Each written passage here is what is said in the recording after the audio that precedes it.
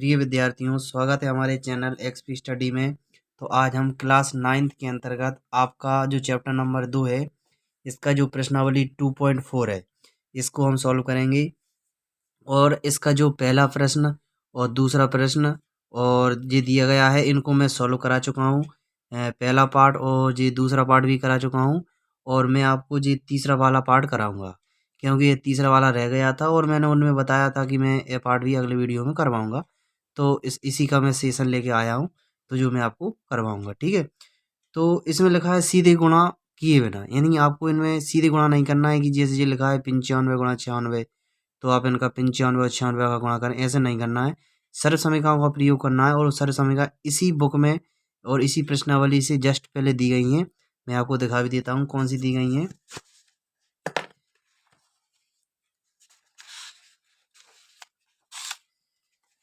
जी दी गई हैं जी, 4 तो जी दे रखी हैं। मैं हर वीडियो में बताता हूँ जी सर्व समीकरण, तो आप कृपया करके इनको याद कर लेना, क्योंकि आप यदि इनको याद नहीं करते हैं तो आप प्रश्नावली सॉल्व नहीं कर पाएंगे, ठीक है। और कौन सी दी गई है, और जी पांचवी जी दे रखी है, और जी 2 जी दे रखी हैं, और लास्ट वाली जे है। इन 8 सर्व समीकरणों को आपको याद करना ही पड़ेगा, नहीं तो प्रश्नावली सॉल्व नहीं होगी। और जी मैंने लिख के भी रखा है, इनके द्वारा मैं आपको इनको प्रयोग करके इनको सवाल को सॉल्व भी करवाऊंगा। तो ये 8 सर्व समीकरण हैं, इनको याद करना अति आवश्यक है। याद कर ही लेना और नोट कर लेना, ठीक है। तो इसका प्रश्न हम सॉल्व करेंगे, ठीक है। क्या दिया गया है कि ये दिया गया है, इसका कौन सा है, दूसरे का तीसरा प्रश्न दिया गया है। दूसरे का तीसरा प्रश्न है, ठीक है। और क्या दिया गया है, 104 गुणा 96, ठीक है। इसे आपको सॉल्व करना है, और उसने कहा है कि इसका डायरेक्ट गुणा नहीं करना, नहीं आप 104 गुणा 96 कर दें, आंसर तो उससे भी आ जाएगा, पर सर्व समीकरण का प्रयोग करना है, ठीक है। तो आपको क्या करना है कि आपको 104 दिख रहा है, 96 दिख रहा है, तो आपको क्या करना है कि इनको 100 के पास ले जाना है।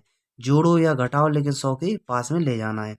तो क्या कर सकता हूँ मैं, 104 को क्या लिख सकता हूँ, 100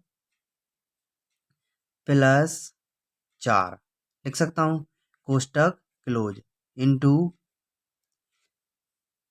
100 माइनस का 4, क्योंकि इस सवाल पर कोई भी इफेक्ट नहीं पड़ेगा, क्योंकि 100 में से आप 4 घटाओगे तो 96 प्राप्त होंगे, और 100 में 4 जोड़ दोगे तो 104 हो जाएंगे।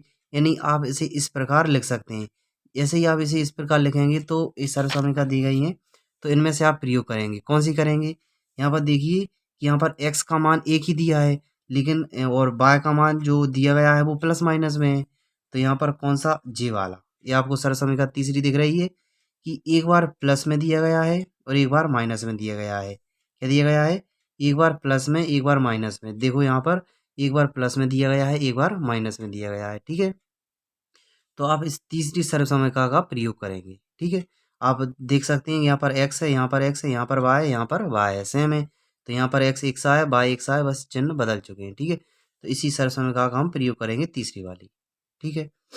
तो क्या दिया है, इस प्रकार लिख ही देंगे कि इस सर्व समीकरण का प्रयोग करना है, ठीक है। तो लिखेंगे कि सर्व समीकरण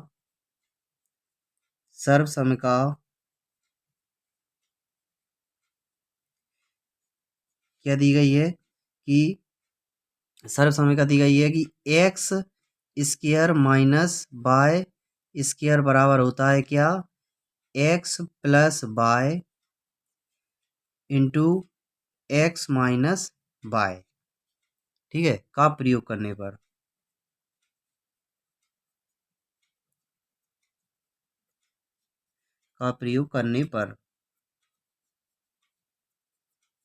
आप इस प्रकार से प्रॉपर लिख देंगे, ठीक है। इसका प्रयोग करने पर, तो देखो यहाँ पर इस टाइप का दिया है और हमें इस टाइप का बनाना है, तो आप इसे इस साइड मतलब इसका चेंज भी कर सकते हैं, इनकी जगह। तो ये हो जाएगा x plus y into x minus y बराबर x square minus y square. इस प्रकार का दिया है, ये हमें सिद्ध करना है, मतलब इसमें मान रखेंगे तो आंसर निकल आएगा। तो यहाँ पर x का मान कितना दिया गया है 100 और y का मान कितना दिया गया है 4। ठीक है, तो आपको इसमें रखना है और आपका आंसर आ जाएगा। ठीक है, और ये तो दी गई है कंडीशन। तो x का मान कितना है 100, तो यहाँ पर 100 रखेंगे और इसका स्क्वायर कर देंगे, माइनस का माइनस। y का मान कितना दिया गया है 4, तो यहाँ पर आप 4 लिख देंगे और इसका घात कर देंगे। अब इसे आपको खोलना है, तो 100 को आप 2 बार खोलोगे तो क्या हो जाएगा 100 इंटू 100। ठीक है, माइनस 4 को भी 2 बार खोलोगे तो ये हो जाएगा 4 इंटू 4। तो आप 100 का और 100 का गुणा करोगे तो ये कितना हो जाएगा, ये आपको 10,000 मिल जाएगा। और ये हो जाएगा 16, कितने हो जाएंगे 16। आप आपको क्या करना है कि जो 10,000 है उसमें से 16 घटाना है, तो कितने बचेंगे 4। ठीक है, 4 बचेंगे और यहाँ पर आ जाएंगे तो ये हो जाएगा 2 और ये बचेगा 8, एक आ जाएगा 9, एक आ जाएगा 9।